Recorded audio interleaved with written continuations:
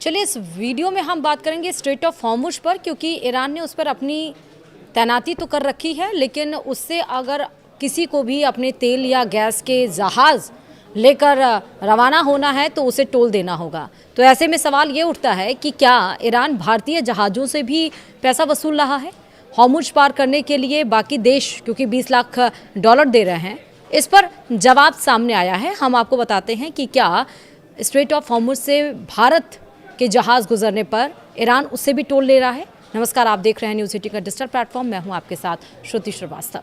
भारत ने कहा कि हॉर्मुज ऑफ स्ट्रेट से जहाज़ गुजरने के बदले पैसे को लेकर ईरान के साथ कोई बात नहीं हुई है।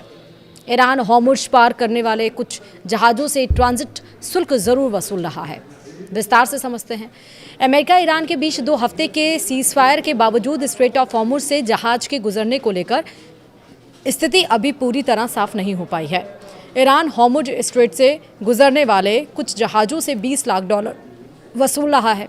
भारत इस रास्ते से स्वतंत्र और सुरक्षित आवागमन का रुख अपनाया है। पाकिस्तान में होने वाली अमेरिका ईरान वार्ता में यह विवाद का मुद्दा बना हुआ है।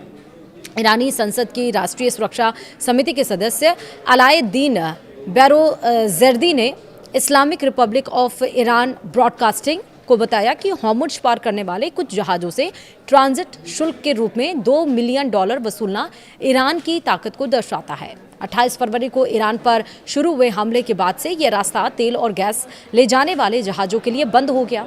अमेरिका के राष्ट्रपति डोनाल्ड ट्रंप की ओर से अस्थायी सीज़फायर की घोषणा के बाद भारत ने कहा कि वह ईरान से हताहतों की संख्या को लेकर बात नहीं किया। भारतीय विदेश मंत्रालय के प्रवक्ता रणधीर जायसवाल ने कहा कि हॉर्मुज स्ट्रेट पर टोल लगाए जाने की खबरें हमें भी मिली हैं। भारत इस रास्ते से जहाज की स्वतंत्र और सुरक्षित गुजरने की मांग जारी रखता है। हमने पहले भी यही बात कही है। वहीं सीज़फायर से पहले भी ईरान की ओर से शुल्क वसूलने की खबरें आई थीं। वहीं ईरान ने भारत को मित्र देश के रूप में इस रास्ते से आवागमन की अनुमति दी है।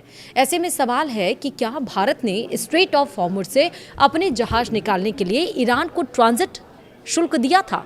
केंद्र सरकार ने इस बात से इनकार कर दिया कि ईरान को ऐसा कोई भुगतान नहीं किया गया था। वहीं रणधीर जायसवाल ने 9 अप्रैल को कहा, हॉर्मुज स्ट्रेट से जहाज गुजरने के बदले पैसे को लेकर हमारे और ईरान के बीच कोई बात नहीं हुई है। भविष्य में अगर ऐसी स्थिति बनती है तो उस समय इस पर निर्णय लिया जाएगा। हम हॉर्मुज स्ट्रेट से बिना किसी रोक टोक के और सुरक्षित शिपिंग की मांग जारी रखेंगे। वहीं इस रास्ते से भारतीय ध्वज वाले 8 LPG टैंकर गुजरने हैं।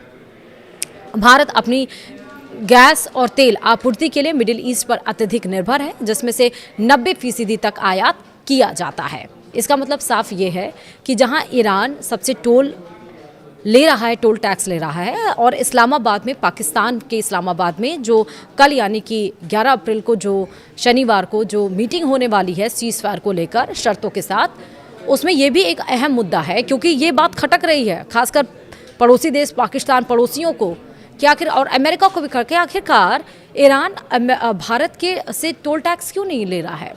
स्टेट ऑफ हॉर्मुज पर उसने निगरानी बढ़ा दी। उसने कहा जिसको भी अपने जहाज़ निकालने हैं वो टोल टैक्स दे, और इस पर अमेरिका ने भी कह दिया, डोनाल्ड ट्रंप ने, कि अब अमेरिका किसी की मदद नहीं करेगा। जिससे भी स्ट्रेट ऑफ हॉर्मुज से अपनी जहाज़ गुजारनी हो वो अपनी सहायता स्वयं करे, या फिर टोल टैक्स करे, या ईरान के शर्तों को माने। तो इस बीच ईरान इतना मेहरबान भारत के ऊपर क्यों है? ये डिप्लोमेटिक रवैया होता है, ये होती है राजनीति, और ये होते हैं आपके फॉरेन के साथ रिलेशंस किस तरह और आप कैसे मेंटेन करते हैं, जो भारत इस समय कर रहा है। फिलहाल वीडियो में इतना ही। नमस्कार।